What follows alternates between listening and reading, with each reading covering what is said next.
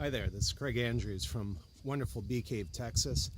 I was thinking about something this morning.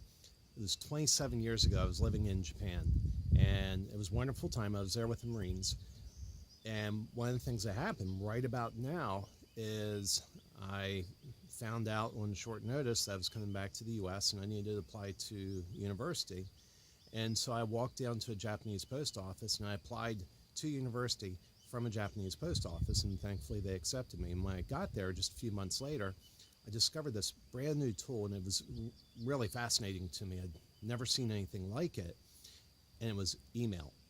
I know that sounds weird because it's such a part of our lives today, but back then it wasn't. And one of the reasons it fascinated me so much was when I lived on base, if you wanted to talk to somebody from the United States, you had to go wait in line at one of the few phones on base for your opportunity to get on that phone and call back to the U.S.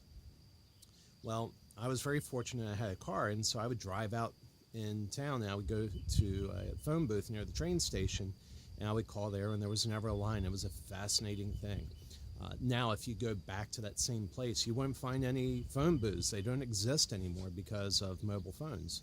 But when I got to university, this email system, it was absolutely fascinating. I could reach across state boundaries, across time zones, across country boundaries, and communicate with people instantly. And for a brief moment, I had trouble believing it. It was too good to be true. And I remember thinking, if the phone companies knew about this, oh my goodness, they would crack down because it would reduce their revenue.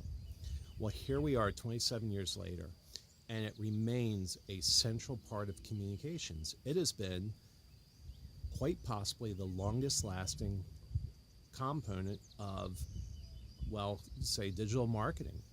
And to this day, it remains a very, very powerful medium for driving new customers, for engaging with your current leads, for a number of things like that. Email has stood the test of time. You've seen a lot of different mediums come and go, but email remains a very, very powerful platform. So we've been writing about that a lot lately in various ways of increasing your engagement. And so I hope you'll take a look at some of those. There are a lot of things that you can do that will make a big difference to your email marketing. Hope you have a great day. Thank you.